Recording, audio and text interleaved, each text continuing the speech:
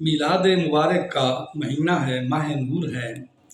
اس میں آقا نامدار مدنی تاجدار محمد مصطفیٰ علیہ الصلاۃ والسلام کی میلاد کا ذکر پاک کیا جاتا ہے۔ تو رب کائنات نے میلاد کے بارے میں میلاد کو بیان کرتے ہوئے ارشاد فرمایا، اللہ نور السماوات والارض، اللہ نور ہے آسمانوں کا اور زمینوں کا۔ اس نور کا معنی جو جید مفسرین ہیں، مثلا عبداللہ بن عباس رضی اللہ عنہ، امام فخر الدین رازی تفسیر کبیر والے، محمود علوسی تفسیر المعانی والے، اسماعیل حقی علیہ رحمت تفسیر البیان والے، قاضی ثناء اللہ تفسیر مظہری والے، اور جو ہے جار اللہ زمخشری تفسیر کشاف والے، در منصور والے جلال سیوطی جو ہیں، اس نور کا معنی نور محمد مصطفیٰ صلی اللہ علیہ وآلہ وسلم کرتے ہیں۔ اگر اس کا معنی یہ ہو نور مصطفیٰ، اس آیہ کریمہ کا معنی پھر یہ ہوگا کہ اللہ نور السماوات والارض، اللہ نے ایسے عظیم نور کو پیدا فرمایا جو کہ اس کے محبوب کا نور ہے۔ وہ اتنا عظیم نور ہے جو آسمانوں کا بھی نور ہے، یعنی جس نور کی آمد کے ساتھ ہی آسمان بھی چکا چوند ہو گئے، نور علی نور ہو گئے، والسماوات والارض، اور زمین جو تھی یہ بھی نور علی نور ہو گئی۔ اللہ اکبر۔ حضرت سفیان ثوری رضی اللہ عنہ کیا فرماتے ہیں؟ میں حج کر رہا تھا تو میں نے ایک شخص کو دیکھا حج کے دوران، وہ جو ہے ہر قدم پہ اللہ کے لاڈلے محبوب کے اوپر، اس نور والی سرکار کے اوپر، اس نوری سرکار کے اوپر صلاۃ و سلام کا وظیفہ پڑھتے ہیں اور کوئی دعا نہیں کرتا۔ میں نے اس کو کہا، اللہ کے بندے، اس میں کیا راز ہے کہ تو دعاؤں کو چھوڑ کر، التجاؤں کو چھوڑ کر تو ہر قدم کے اوپر صلاۃ و سلام ہی پڑھتا ہوا جا رہا ہے طواف کے دوران؟ تو اس نے کہا کہ تم کون ہو؟ انہوں نے کہا کہ میں سفیان ثوری ہوں۔ تو کہتے اگر تم نمبر اول آدمی نہ ہوتا، اگر تو عظیم انسان نہ ہوتا، میں کبھی اس راز کو نہ بتلاتا کہ تو سفیان ہے۔ تمہیں یہ بات بتا رہا ہوں کہ ایک مرتبہ میں اور میرے والد جو تھے سمندری سفر پہ رواں دواں تھے کہ میں کیا دیکھتا ہوں کہ میرا والد اچانک جو ہے اس کی طبیعت خراب ہو جاتی ہے۔ جب طبیعت خراب ہو گئی، علاج معالجہ کروایا، لیکن وہ جاں بر نہ ہو سکے، وہ فوت ہو جاتے ہیں۔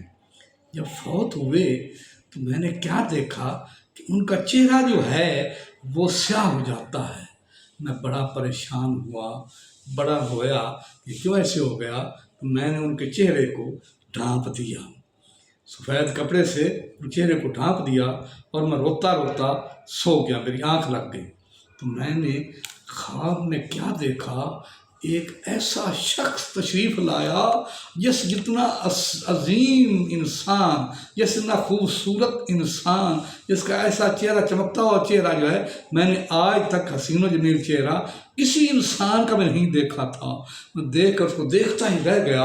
وہ آتے ہیں، بڑی تیزی سے قدموں کو اٹھا کر آئے، انہوں نے میرے والد ماجد کے چہرے کے اوپر سے کپڑے کو ہٹا کر اپنا ہاتھ مبارک پھیرا تو میرے والد چہرہ نور علی نور ہو جاتا ہے۔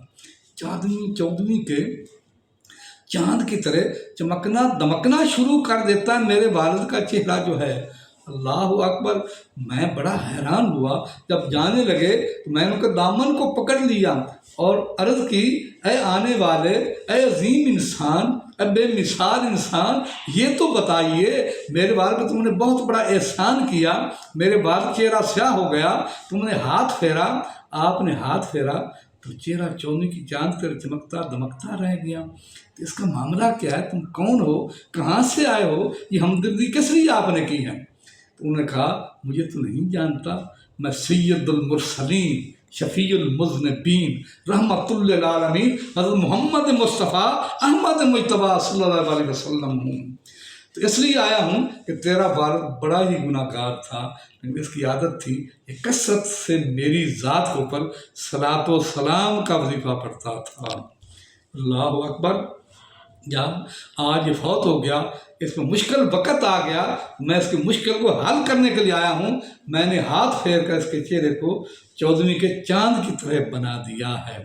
تو ایمان والو، اگر آپ لوگ بھی اپنے چہروں کو، اپنی زندگی کو بقائے نور بنانا چاہتے ہو، تو اللہ کو اس عظیم نور جس کی اللہ نے ارشاد فرمایا اللہ نور السماوات، جو نور سماوات اور نور ارض ہے، اس نور کی ذات میں صلاۃ و سلام کا وظیفہ پڑھا کرو، تو تمہاری دنیا بھی روشن ہو جائے گی اور آخرت کو بھی تم بقائے نور بنا دو گے، تمہاری آخرت بھی روشن ہو جائے گی۔ کوئی بھی تمنا، کوئی بھی مراد، کوئی بھی دعا، کوئی چیز مانگنا چاہو، قرض سے خلاصی چاہو، قیدیوں کا چھٹکارا چاہو، یا کوئی بھی ایسی چیز چاہو، دعا جب کرو تو دعا کب قبول ہوگی؟ اول آخر اس کے اللہ کے اس نوری محبوب کے اوپر نوری صلاۃ و سلام کا وظیفہ کر لیا کرو گے تو اللہ تعالیٰ آپ کی دعا کو ضرور مقبول و منظور فرما دے گا۔ جو بھی شخص میری اس ویڈیو کو لائک، فالو اور سبسکرائب کرے گا، اللہ تعالیٰ اس کی مشکلات کو دور فرمائے گا، اس کی جو تمنا ہوگی اس کو پورا فرمائے گا۔ وما علینا الا البلاغ المبین۔